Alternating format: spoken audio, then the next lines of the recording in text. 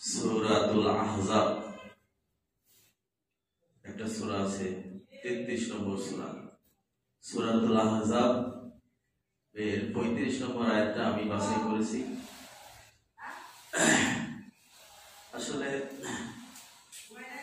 পবিত্র কোরআনটাই হচ্ছে খুতবার কিতাব। এজন্য আমাদের কোরআনের আলোচনা, কোরআনের খুতবাটাই আমাদের শোনা জরুরি। আর এই জুমার খুতবা আসলে এই কোরআনের খুতবাটাই দেওয়া আমাদের জরুরি। এটা দেওয়াই কি ওয়াজিব করা হয়েছে। কোরআন এবং কোরআনের পাশাপাশি হাদিসটা হলো ব্যাখ্যা। কোরআনটাই আমাদের ইসলামের মূলনীতি। এজন্য আমাদের বুঝতে হবে। আমাকে একজন প্রশ্ন করতেছে, সেও ইমাম, বলতেছে খুতবার সবচাইতে বড় কিতাব কোনটা? আমি একটু রহস্য করে বললাম যে ইমামতি করেন অথচ বড় কিতাব সেটাই জানেন না। এটা একটু রহস্য। আসলে সমাজে খুতবার কিতাব পাওয়া যায়। খুতবাতুল আহকাম, রুহানি খুতবা, খুতবাতুল ইসলাম, অনেক কিতাব খুতবা অনেক আলেম লেখছে। কিন্তু একটা আলেমের দায়িত্ব এইটুক না যে ওই খুতবা যেটা লিখে দিয়েছে এর এটা খুতবা, এদের রুহানি খুতবা। কিন্তু এই খুতবার মধ্যে যা লেখা আছে, এখন একটা ইমাম যদি এই খুতবা লেখার উপরই যদি থাকে, এর মধ্যে কোরআন হাদিস আছে সীমিত আকারে কিছু। কিন্তু আমি বললাম যে সবচাইতে বড় খুতবার কিতাব আল কোরআন। হাসতেছে, এরকম ভাবে তো ভাবিনি। তা আপনি খুতবার কিতাব কোনটা? সবচেয়ে বড় খুতবার কিতাব আল কোরআন। কোরআন পড়েন, কোরআন দিয়ে বক্তৃতা দেন, এটি হচ্ছে সবচেয়ে শ্রেষ্ঠ খুতবা। কারণ কোরআনের মধ্যে যা আছে সবই খুতবা। খুতবা মানে লেকচার, বক্তৃতা, ভাষণ, উপদেশ। এজন্য আমরা কোরআন থেকে কথা যত শুনব ততই প্রকৃত সত্যটা জানব। আবার এই কোরআনের উপদেশ যে সবাই নিবে তা কিন্তু না। আল্লাহ কিন্তু বলে দিয়েছে যে তুমি হে নবী, আপনি মানুষকে কোরআন দিয়ে উপদেশ দেন। অসংখ্য আয়াতে আছে যে উপদেশটা দিতে হবে কোরআন দিয়ে। তুমি কোরআন দিয়ে উপদেশ দাও মানুষকে। কিন্তু উপদেশ দিলেই সেই উপদেশ কিন্তু সবাই নিবে তা না। এবং কারা নিবে? মাইয়ু ফবুল ঈদ, যারা মান, এটা ইসমে মাউসুল, এটা তারকিবে আসবে মাফুল, যে যারা ভয় করবে, যাদের অন্তরে ভয় আছে, ঈদ আল্লাহর শাস্তি, আল্লাহর ধমকি যার ভয় আছে, সে আপনার উপদেশটা মেনে দিবে। আর যার মধ্যে আল্লাহর ভয় নেই, আখিরাতের ভয় নেই, শাস্তির ভয় নাই, সে যতই তাকে উপদেশ দেন কাজ হবে না। আল্লাহ একটা কোরআন আপনি যতই তাকে ভয় দেখানো না দেন, কোরআন দিয়ে কোনো কাজে আসবে না। তাহলে দেখা যাচ্ছে যে কোরআনের উপদেশ দিলেই যে নিবে সে তা কিন্তু না। কারা নিবে? যাদের মধ্যে আল্লাহ শাস্তির ভয় আছে অন্তরে। আরেকটা কোরআন আছে,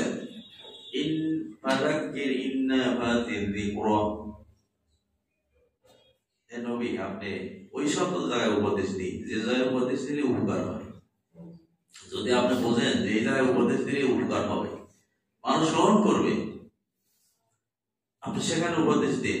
তারপরেও কিন্তু আপনার উপদেশ সবাই নেবে তা কিন্তু না। কারা নেবে? যে আপনার শাস্তির ভয় করবে, তারাই কিন্তু আপনার উপদেশটা নিয়ে নেবে।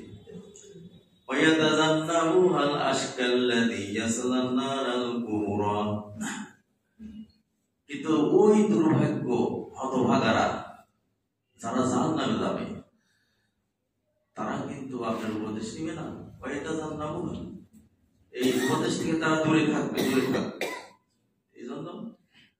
কোরআন দিয়ে উপদেশ আমাদের দিতে হবে। কোরআনের উপদেশ দিলেই যে সবাই গ্রহণ করে তাও না।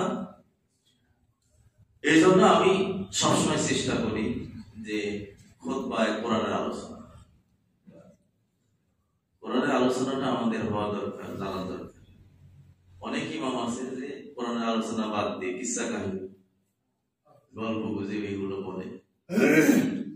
এই জন্য আমাদের উচিত হচ্ছে কোরআনের আলোচনা। এই জন্য আমি সূরা আহজাবের মধ্যে এই আয়াতটা আমি বেছে দিয়েছি এই জন্য যে আল্লাহ তাআলা পবিত্র কোরআনে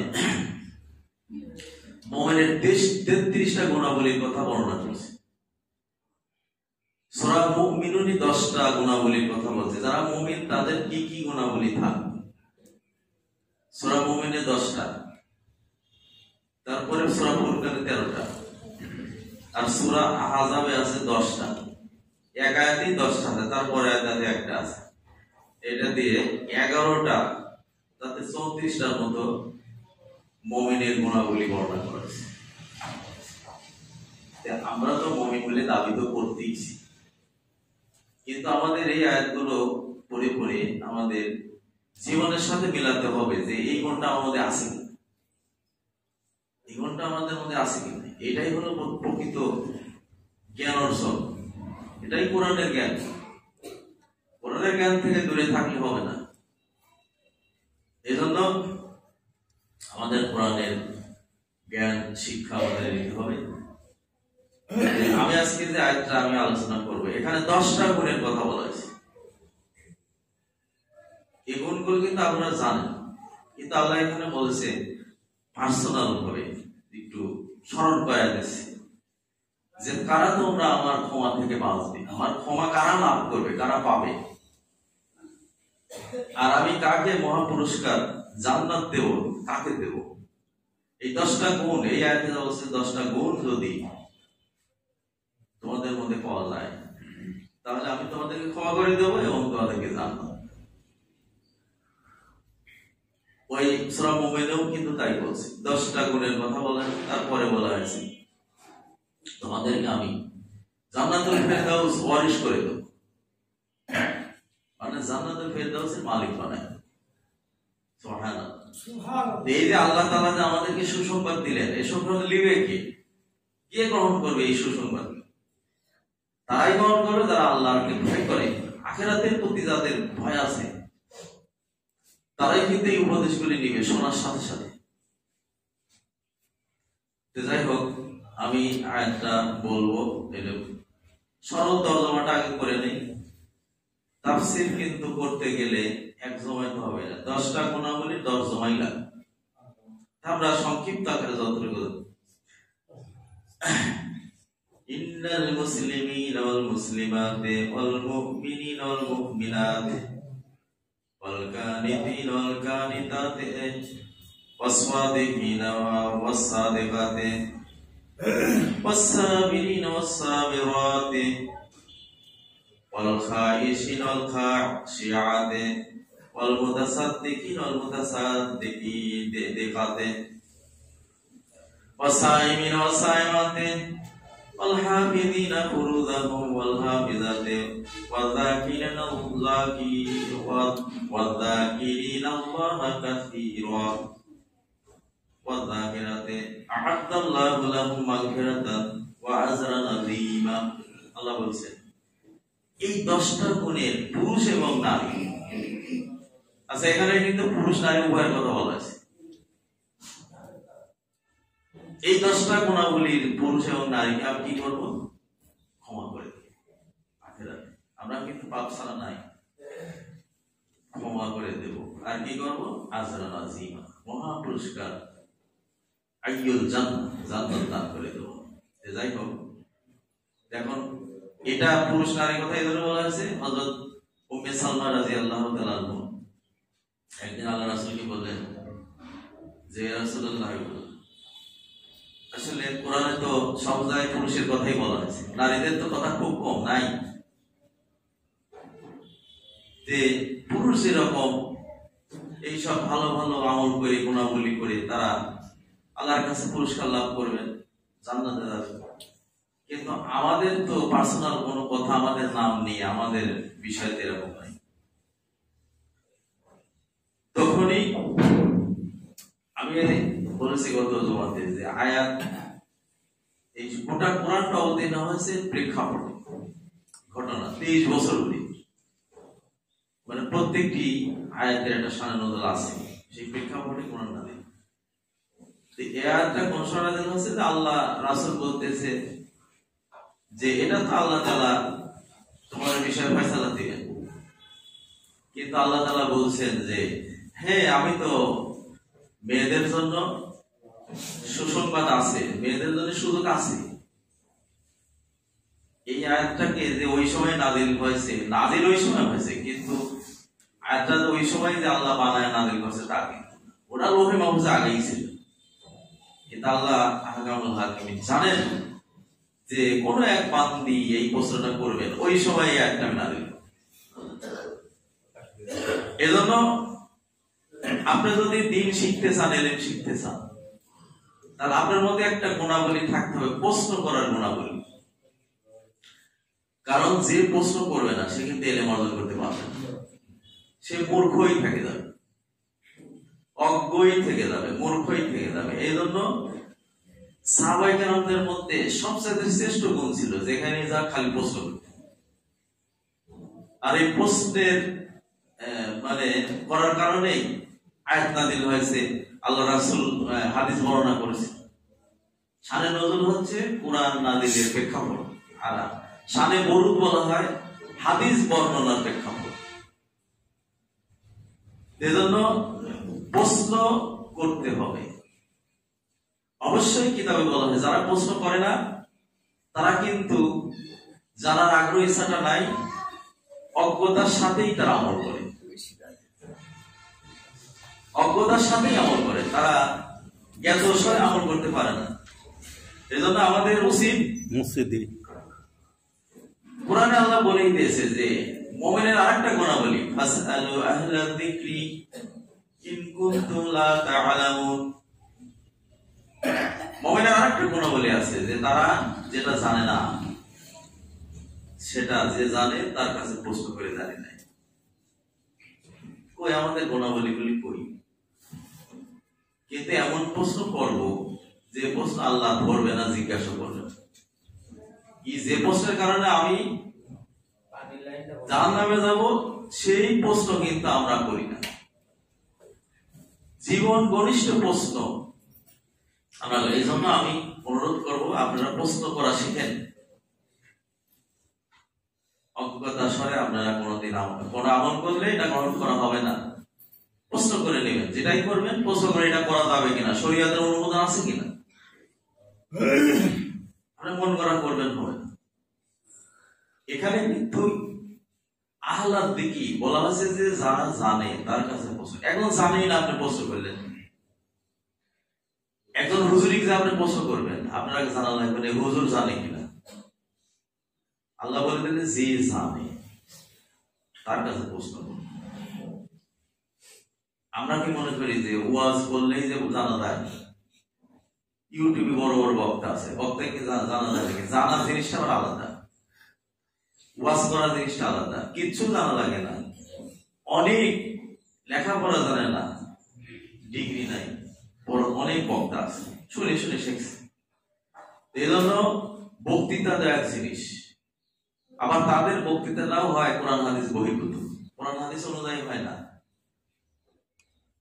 কিসসা কাহিনী বলে তারা সময় কাটায়। কিন্তু যে জানে কোরআন হাদিস, তার লেখাপড়া আছে কিনা, কোরআন হাদিস জানে কিনা, ঠিক সম্পর্কে তার জ্ঞান আছে কিনা, ইসমাত কিয়াস সম্পর্কে তার জ্ঞান আছে কিনা, এটা জানে তার কাছে। এই জন্য আমাদের জানার আগ্রহটা বাড়ানো। এখানে সালমা রাদিয়াল্লাহু তাআলা বলেন কি যে কোরআনে তো শুধু পুরুষের কথাই বলা আছে, নারীদের কথা সাথে সাথে আল্লাহ ইয়াত নাযিল করেছেন যে না, শুধু পুরুষ নয়, ইন্নাল মুসলিমিনা ওয়াল মুসলিমাতে। এখানে বলা হচ্ছে যে মুসলিম নর এবং মুসলিম নারী, এই 10টা কথার মধ্যে আল মুমিনিনা ওয়াল মুমিনাত, মুমিন পুরুষ এবং মুমিন নারী, ওয়াল কানিতিনা ওয়াল কানিতাত, শান্ত, অনুগত, অনুগত পুরুষ, অনুগত নারী। ওয়াসাদিকিনা ওয়াসাদিকাতে, সত্যবাদী পুরুষ, সত্যবাদী নারী। ওয়াসাবিরিনা সাবিরাতে, ধৈর্যশীল পুরুষ, ধৈর্যশীল নারী। ওয়াল খাশিঈনা ওয়াল খাশিয়াতে, আল্লাহকে ভয় করে, মানে আল্লাহর প্রতি ভীতিশীল পুরুষ আর ভীতিশীল নারী, আল্লাহকে ভয় করে যারা, এরকম পুরুষ নারী।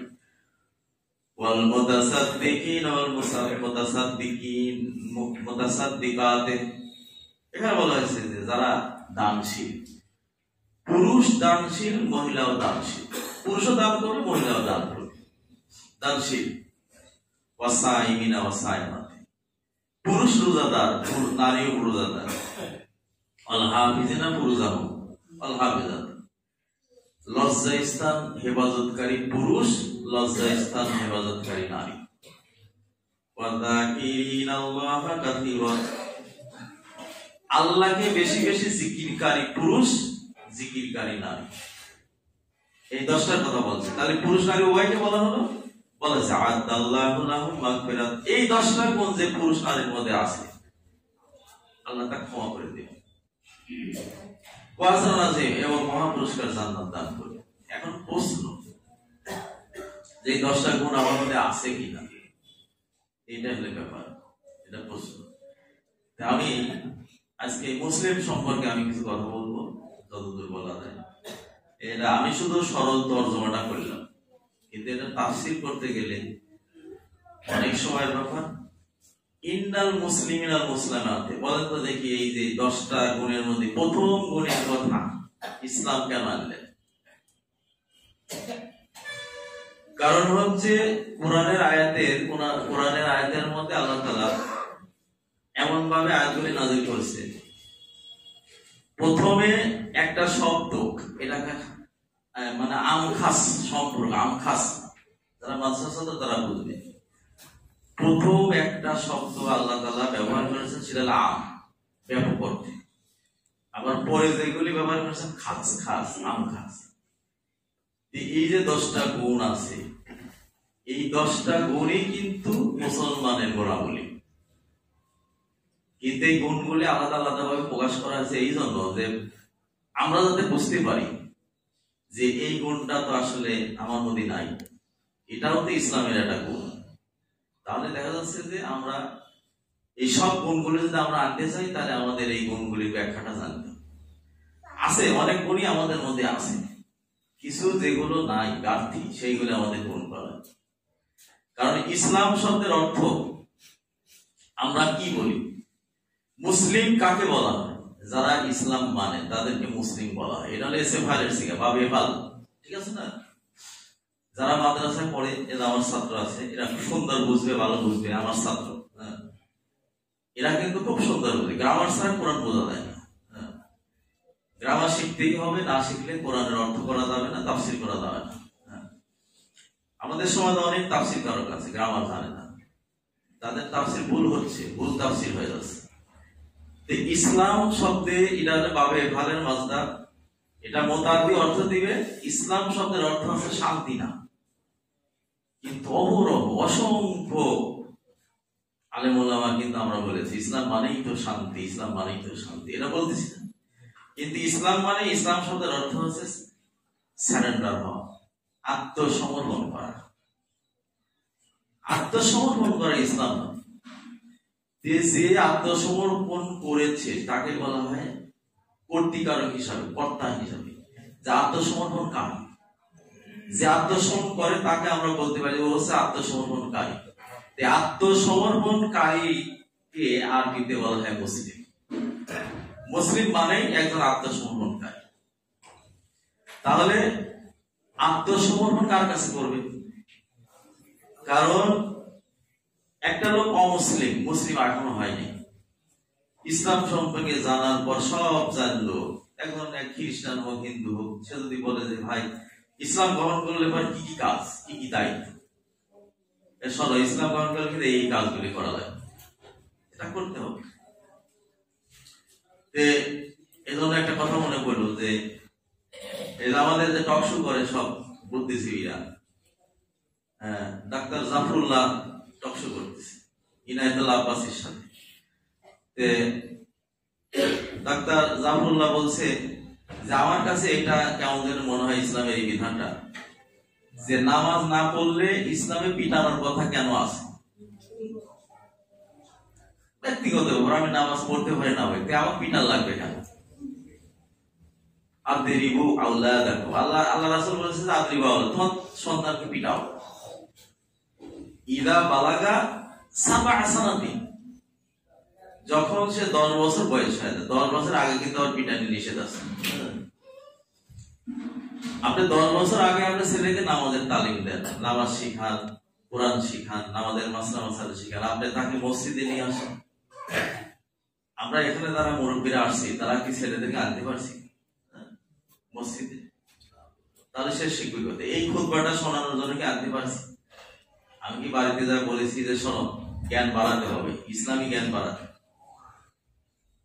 আপনার সঙ্গে যদি আচরণ খারাপ করে, আপনি কেন ছেলের প্রতি রাগে? আপনার ছেলেকে কি আপনার প্রতি আচরণ শিখাইছেন? আপনার তো শিখান নাই। আপনি কি প্রতি এই যে বড় হওয়ার পর বলে লাভ আছে, ছোট কালে, ছোট সময় থাকাকালে আপনি কোরআন শিক্ষা দিচ্ছেন? আপনি কি তাকে মসজিদে নিয়ে আসছেন দেখি, বাবা শোনো এই যে খুতবাগুলি শোনো, দেখো কি বলে ইসলামটা কি। আমি কিন্তু এখানে কিছুদিন আগে সূরা আলে ইমরানের বক্তব্য দেইনি যে 8 শ্রেণীর মানুষের সঙ্গে কি আচরণ, 4টি গুণাবলীর কথা বলিনি। আমি বলেছিলাম যে আলেমদের মধ্যে এই গুণাবলীগুলি আমরা পাচ্ছি না। কেন পাচ্ছি না? আলেমদের মধ্যে কোরআন চর্চা নাই, কোরআন গবেষণা নাই, তারা কোরআন থেকে অনেক দূরে সরে যায়। তারা একটা ধর্ম নিয়ে একটা ব্যবসায় লিপ্ত হয়ে আছে, ব্যবসায় লিপ্ত হয়ে আছে। 40,000, 50,000 টাকা, 60,000 টাকা দিয়ে তাদেরকে আনতে হয়। আলম গালম কি ঝুকারি কিছু কথা বলে মানুষকে হাসায় চলে যাচ্ছে। কোরআনের শিক্ষাটা কই? সমাজ পরিবর্তন হবে, সে পরিবর্তনের ওয়াজ নাই, চরিত্রের বালাই নেই আমাদের, অথচ চরিত্র গ্রহণ করা ফরজ। যাই হোক, এই জন্য ইসলামের ডাক্তার জাফরুল্লাহ বলছে, ইনায়েতুল্লাহ আব্বাসী জবাব দিয়েছে যে শোনেন, উনি একটা সুন্দর জবাব দিয়েছে যে যারা সৈনিক হতে চায়, সেনাবাহিনীতে যারা যোগ দেয়, তাদেরকে ট্রেনিং এর সময় তাদেরকে পিটায় কিনা বলেন? পিটায় কিনা? হ্যাঁ পিটায়, কারণ সে তো সৈনিক, মানে সেনাবাহিনী যোগ দিচ্ছে, তাকে ট্রেনিং দেওয়ার জন্য তো তাকে একটু ভয়টা দেখাতে পিটায়। আমি শুনেছি যারা সৈনিক তারা বলছে যে ঠিক মতো যদি ট্রেনিং ঠিক মতো না দেয়, ওই সাররা বোর্ড দিয়ে মানে পাশা লাথি মারে, থাপড় দেয়, লাঠিতে বাড়ি মারে। কেন মারে? আপনি মুসলিম হওয়ার আগে আপনাকে কোনোদিনও পিটাবে না, ইসলাম পিটানের কথা বলবে না। ইসলাম গ্রহণ করার সাথে সাথে আপনাকে পিটানের কথা, আপনি নামাজ পড়ুন। কারণ মুসলিমের প্রথম ট্রেনিং হিসাবে প্রথম কাজ হচ্ছে নামাজ। আপনি নামাজ পড়লেন, আপনি কিসের মুসলিম বলে দাবি? এই জন্য মুসলিম হওয়ার সাথে সাথে আপনার যে দায়িত্বগুলো এসে যায়। এই জন্য একজন অমুসলিম যখন মুসলিম হয়, জানিয়ে শুনেই তারা মুসলিম হয়। মুসলিম হলে এই কাজ করা লাগবে, বলেই দেওয়া হয় যে এই মুসলিম হলে এই কাজ করা লাগবে, এই কাজ না করলে মুসলিম আমরা থাকতে পারব। নামাজ না পড়ে মুসলিম থাকা যায়? কোন কিতাবে দেখা যায়? কোন কোন কিতাব আছে মুমিন থাকা যায়। মুমিন, মুসলিম আর মুমিনের মধ্যে পার্থক্য আছে, পরেরটাই আসতেছে মুমিন, সেটা ব্যাখ্যা আসতেছে। এই জন্য মুসলিম যদি আপনি দাবি করেন, তাহলে আপনার কিসের সারেন্ডার রয়েছে? আপনি তো বলেছেন যে আমি সব দেব দেবী যা আছে আমি মূর্তি পূজা করতে, মমতা করতে, আমার মনের কামনা বাসনা সব বিসর্জন দিয়ে দিছি, আমার কোন ইচ্ছা এখতিয়ার নাই। আজকে ইসলাম যেটা বলে, আল্লাহ যেটা বলে, আল্লাহ রাসূল যেটা বলে, সেটাই আমি করব। কিন্তু আপনি কি করতেছেন? আমি কি করতেছি? সুবিধা মতো কিছু মানতেছি। সুবিধা যে হ্যাঁ আমি মুসলিম, সব মানা সম্ভব না। যেটা আমার ভালো লাগে, আমার পক্ষে আসে সেটা আমি মানব, আর যেটা পক্ষে আসে না আমি ওটা মানবো না। আল্লাহ কিন্তু এই সুযোগ দেয়নি।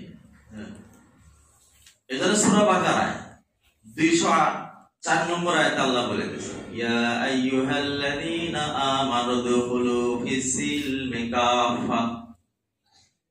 ইয়া আইয়ুহাল্লাযীনা আমানু, এই ঈমানদারদেরকে বলেছে। এখানে কিন্তু দেখেন ইহুদিকেও বলে নাই, খ্রিস্টানকেও বলে নাই, মানে কোন অমুসলিমকেই বলে নাই, হিন্দুকেও বলে নাই, বলেছে ঈমানদার। এখানে তাফসীরে বলা হয়েছে ঈমান কারা আনবে? যারা এই কথাটা বলবে, রাদিতু বিল্লাহি রাব্বান ওয়া বিল ইসলামি দীনান ওয়া বি মুহাম্মাদিন সাল্লাল্লাহু আলাইহি ওয়াসাল্লাম নাবিয়্যান ওয়া রাসূলা। এই তিনটে কথার যে স্বীকৃতি দিবে সেই ঈমান আনলো, আল্লাহকে রব হিসাবে মেনে নিল, রাসূলকে নবী হিসাবে, নবীকে রাসূল হিসাবে মেনে নিল, এবং তার ধর্মকে, ইসলামকে ধর্ম হিসাবে মেনে নিল। এই তিনটা জিনিস মেনে নেয় তাহলে সে মুমিন। আল্লাহ বলছে যে এই তোমরা যারা দুনিয়া আসো, এই তিনটা জিনিস মেনে নেওয়া, বিশ্বাস। ঈমান হলো বিশ্বাস। বিশ্বাস করিস, তোমাদের কোনো সুযোগ নাই, তোমার কোনো সুযোগ নাই।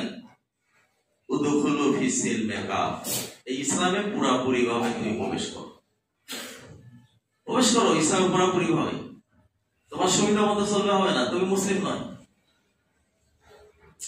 এখন হতে পারে যে সে আংশিক মুসলিম, শিখি, ইসলামের শিখি বিধান মানে, তাহলে শিখি সে মুসলিম, মানে অর্ধেক মুসলিম, 12 মুসলিম। কিন্তু আল্লাহ বলছে না, তা হয় এর জন্য ক্ষমা নাই। আমার যদি ক্ষমা পেতে চাও, পরিপূর্ণ মুসলিম, প্রতিটি কাজে তুমি আমার কথাটা মেনে নাও, তাহলে তুমি সারেন্ডার। কিসের সারেন্ডার? হালাল হারামের কাছে গেলে আমার মন গড়া নাকি? তা আপনি আল্লাহর কাছে কিসের সারেন্ডার হলেন? আমি কিসের সারেন্ডার? সারেন্ডার ওইটাই, যেটা আল্লাহ হারাম করছে আমি ওর কাছেও যাবো না, কারণ আমি সারেন্ডার হয়েছি আল্লাহর কাছে। তাহলে বোঝা যাচ্ছে যে মুসলিম শব্দের অর্থ হচ্ছে আল্লাহর কাছে সারেন্ডারকারী। আমার কোন মত পথ কামনা বাসনা কিচ্ছু নাই, আমি এখন আপনার অর্ডার দিচ্ছি। নামাজের ক্ষেত্রে খুব মানতেছি, মসজিদে এসে খুব মানতেছি, মসজিদের বের হয়ে যাওয়ার পরে ব্যবসা বাণিজ্যের ক্ষেত্রে, রিজিক অন্বেষণের ক্ষেত্রে কোনো ডট কেয়ার। হালাল, এই ব্যবসাটা হালাল কি হারাম, এটা কি বৈধ কি অবৈধ, কোনো কেয়ার নাই আমার। কিসের মুসলিম? আফাতুমিনুনা বিল বাদিল কিতাব ওয়া তাকফুরুনা বিবাস। আল্লাহ বলেন না, না হবে না। তুমি এই কুরআন ইসলামের কিছু মানবে আর মানবে না, তা এটা হবে না। এটা যদি ক্ষমা নাই, কিছু অংশ মানবে মানবে না। তবে হ্যাঁ, কিছু বিধান আছে, যদি আমি অপারগ হয়ে যাই, ওজোর আমি বাধ্য, সেক্ষেত্রে আল্লাহ মাফ করবে। কিন্তু আমি কি সকল ক্ষেত্রেই অপারগ? সকল ক্ষেত্রে কি অপারগ? না, অপারগ না।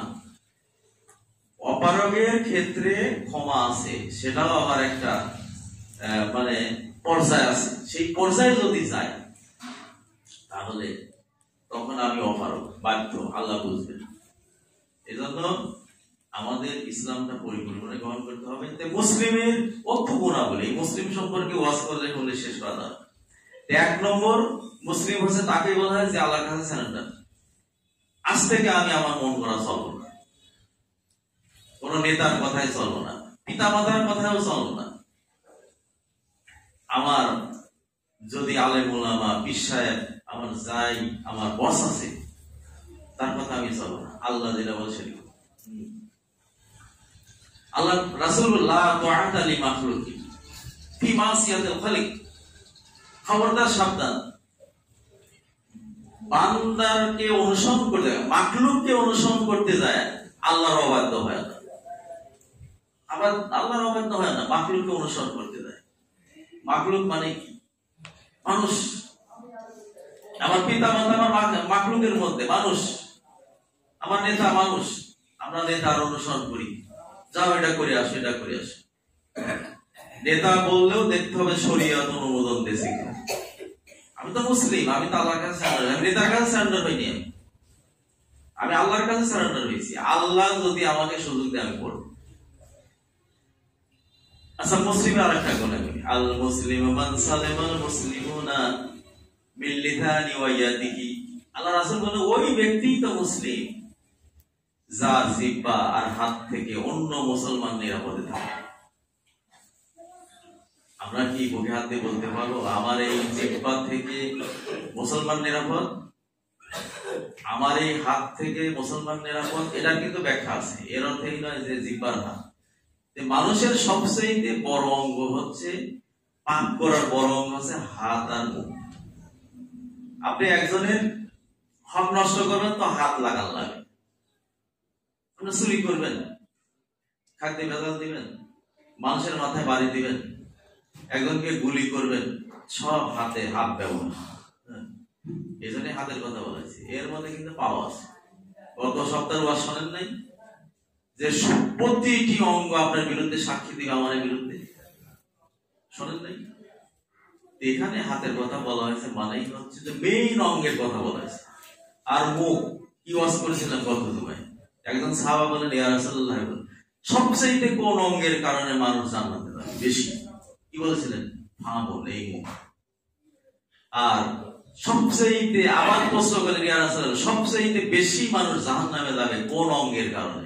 আল্লাহ রাসূল বলেন এই মুখের কারণেই মানুষ, এই মুখ, এই মুখের দ্বারাই যদি আমার অন্য মুসলমান নিরাপদ না থাকে তাহলে মুসলিম নয়। আমরা কত গালি দিছি মানুষকে, কত কষ্ট করছি, কত মিথ্যা সাক্ষী দিছি, কত মিথ্যা কথা বলে মানুষের ক্ষতি করছি, কত কুফরিমূলক কথা বলছি, কত গালমন্দ করছি, কত গীবত পরনিন্দা করে যাচ্ছি। তাহলে কি এগুলো কি আমার জিহ্বা থেকে অন্য মুসলমানকে নিরাপদ? এই জন্য মুসলমান আমাদের হতে হবে। এই হাত, আমার মুখ, এটাকে সংযত করতে হবে। এই জন্য আমাদের সমাজে নামধারী শুধু মুসলিম আছে, মুসলিম। এই জন্য আমি অনুরোধ করবো, কোরআনের ওয়াজ শিখতে হবে, মুসলিম হতে হবে আমার। এভাবে আল্লাহ রাসূলের একটা হাদিস আছে, অনেক হাদিস আছে, সময় শেষ, আমি এই হাদিসটা বলে ইসলামের বিষয়ে আলোচনা শেষ করব।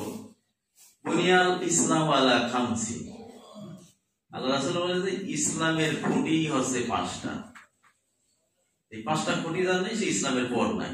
নাউজুবিল্লাহ। কি আমরা কি আছি? কালিমাতে আশহাদু আল্লা ইলাহা ইল্লাল্লাহ মুহাম্মাদুর রাসূলুল্লাহ।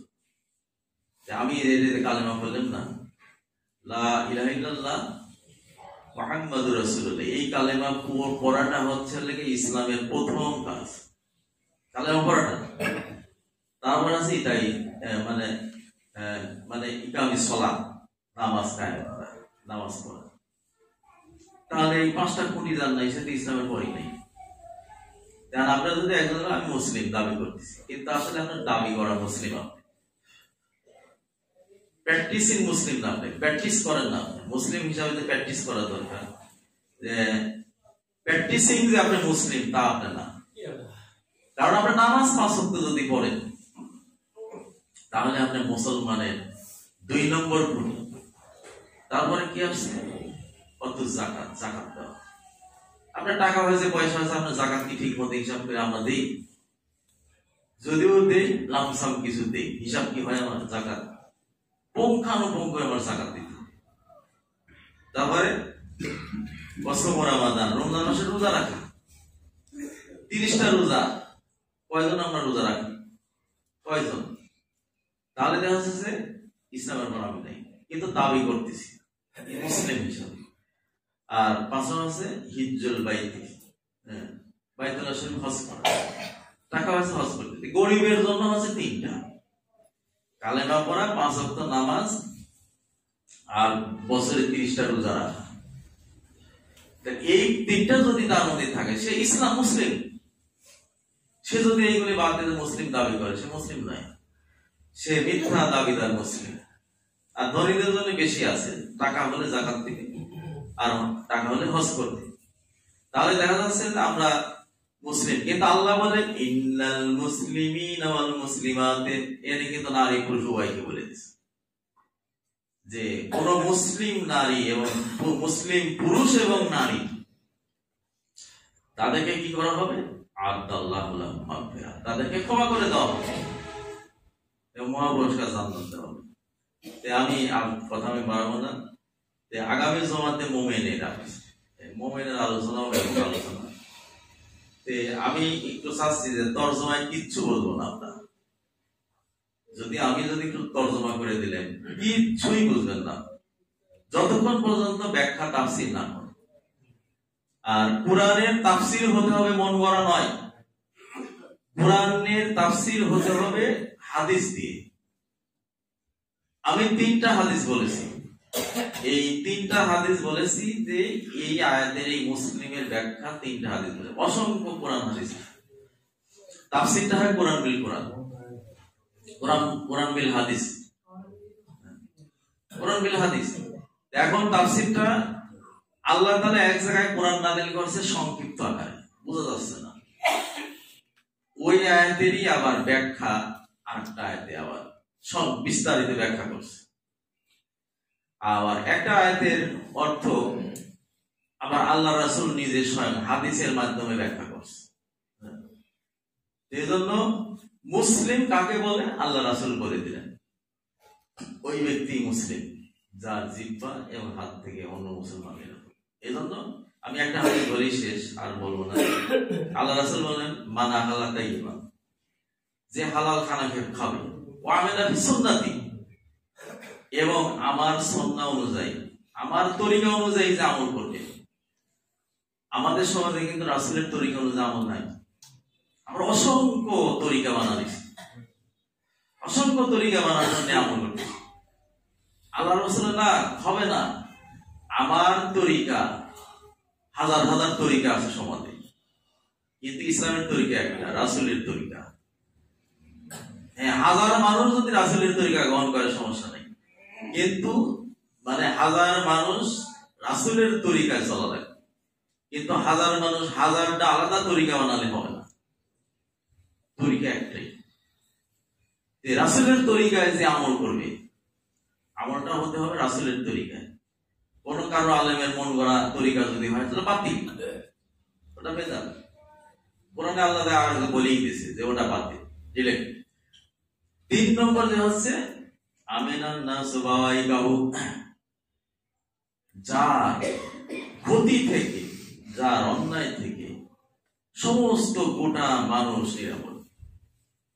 আমার থেকে যদি নিরাপদ মুসলমান দাখালাল জান্নাহ, আল্লাহ রাসূল বলেছেন সে জান্নাতে যাবে, সে মুসলিম হিসেবে জান্নাতে যাবে। এই জন্য আমাদের আসলে মুসলিম দাবি করলে হবে না, প্র্যাকটিসিং মুসলিম হতে হবে।